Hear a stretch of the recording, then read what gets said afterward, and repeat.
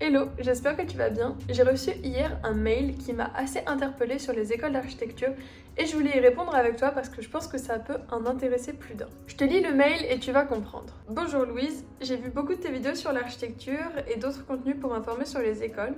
Cependant, je ne sais pas trop quelle école serait adaptée s'il y en avait. En effet, je suis plutôt intéressée par de l'architecture classique, les styles modernes, etc. ne m'intéressent pas du tout. Je trouve cela très moche et ça me dégoûte de voir construire ce genre de choses. C'est difforme, des cubes imbriqués les uns dans les autres et hop, on a une maison. Donc cela dit, y a-t-il des écoles orientées vers des styles architecturaux non modernes? Car j'aimerais être architecte pour travailler à la restauration de monuments historiques, réhabilitation de maisons, etc. dans des styles anciens ou bien même construction. Alors, qu'est-ce que j'en pense et pourquoi je trouve ça intéressant pour en faire une vidéo? C'est pas la seule personne qui m'a justement dit qu'ils étaient plus intéressés par de l'architecture plus classique et qu'ils aimaient moins les styles modernes et en me demandant si du coup il y avait une école ou un cursus qui serait adapté pour ça. Et ça marche évidemment dans l'autre sens si c'est le contraire. Il faut savoir qu'en France, les écoles d'architecture, elles sont pas basées sur juste un style architectural, mais elles essayent de vous faire voir un petit peu tout ce qui existe, tout ce qui a existé et comprendre ça. D'éduquer sur ce qui a été fait avant dans l'architecture pour permettre de mieux pouvoir concevoir et s'exercer à l'exercice de conception architecturale pour créer un projet qui soit adapté dans son milieu. On n'est donc pas tant là pour partager un jugement de valeur, dire qu'on trouve ça beau ou moche, bien ou mal, mais plutôt comprendre qu'est-ce qui est bien, qu'est-ce qui est pas bien et qu'est-ce qu'on peut en retirer, comment est-ce qu'on peut apprendre de ce qui a déjà été fait. Parce que tant qu'à faire, autant ne pas refaire les mêmes erreurs, et s'il y a des choses bien qui ont été trouvées, autant les garder. Donc c'est vraiment une histoire de compréhension de la philosophie, de la méthode, de ce qui a été appliqué dans différentes époques au fur et à mesure de l'histoire, et ensuite toi, tu choisis ce que tu veux utiliser dans tes projets, mais le but, c'est d'avoir une compréhension un peu globale de l'architecture et de ses enjeux. Dans les écoles d'architecture en France, la licence, c'est un moment qui va être comme un tronc commun qui va donner les bases pour pouvoir ensuite faire vraiment de la conception architecturale.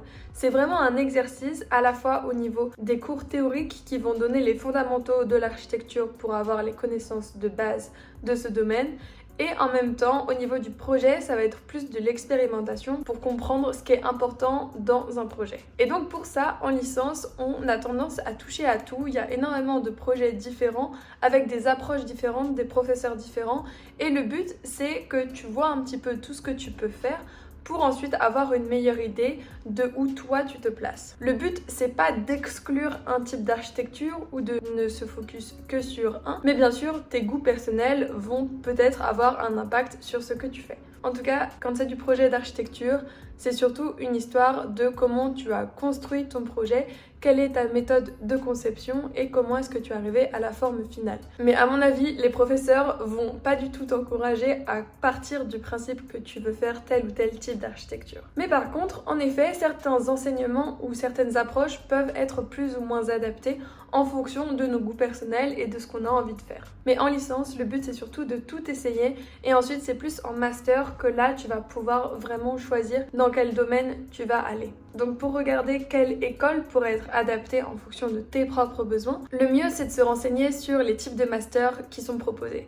Parce que les enseignements de master, c'est plus ce qui représente la philosophie de l'école. Et donc, en fonction des écoles, tu vas avoir des projets qui vont être plus ou moins axés sur certaines questions ou certaines méthodes ou philosophies. Donc, je te conseille d'aller regarder les programmes de master, mais il faut garder en tête qu'il y a une différence entre la licence et le master. Au niveau du master, du coup, en fonction des écoles, il y a plus ou moins de spécialisation, mais tu peux garder en tête que tu peux demander un transfert entre la licence et le master pour faire un master qui te correspondrait plus dans une autre école. Alors bien sûr, c'est pas sûr, mais c'est une possibilité qu'il faut garder en tête, même si tu es pris en licence dans une école qui n'a pas forcément exactement le domaine d'études qui t'intéresse, tu peux aussi demander un transfert pour le master. Mais le but de cette vidéo, c'est vraiment de vous dire que vos goûts personnels en architecture, quand vous entrez dans l'école, déjà sont susceptibles de changer avec ce que vous aurez appris, avec ce que vous aurez compris des différentes philosophies et des différents styles architecturaux. Ça vous permettra de voir les avantages de styles que vous voyez pas forcément, que oui, on peut trouver moches, mais en même temps qui ont apporté quelque chose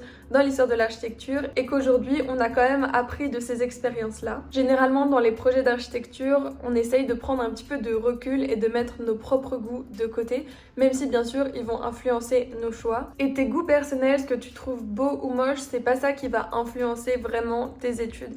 T'as énormément de choses à apprendre et au final, c'est surtout s'entraîner à la conception et à la compréhension de ton environnement qui va être utile. Alors bien sûr, si t'as vraiment pas envie de te pencher sur des questions de bâtiments modernes et d'essayer de les comprendre, en effet ça peut ne pas être adapté, mais un des piliers de l'architecture c'est quand même d'être ouvert et d'être curieux surtout, de se poser des questions et des fois de changer d'avis ou non. Et au niveau des enseignements en architecture, il y en a que tu vas sûrement préférer, d'autres que tu vas moins aimer, mais ça va juste te permettre de savoir vraiment où est-ce que tu te situes. Et ensuite, en master et même dans le monde du travail, tu pourras vraiment te spécialiser dans le domaine qui t'intéresse. Mais il faut garder en tête que les écoles d'architecture et notamment le cycle de licence, c'est surtout là pour te permettre d'avoir les bases nécessaires à l'architecture, à la conception architecturale et pas forcément pour suivre exactement ce que tu aimes parce que le plus large tu connais, le mieux tu vas pouvoir faire tes choix. Donc voilà pour la réponse à cette question. J'avais reçu plusieurs questions un peu similaires et donc je me suis dit que ce serait important d'en parler un petit peu plus longuement parce que c'est vraiment une question de fond, plus sur la philosophie et la méthode d'apprentissage dans les écoles d'architecture. Et peut-être que ça peut permettre de répondre à pas mal d'entre vous. Donc voilà pour cette vidéo, j'espère que ça t'a plu et je te dis à bientôt dans une prochaine vidéo.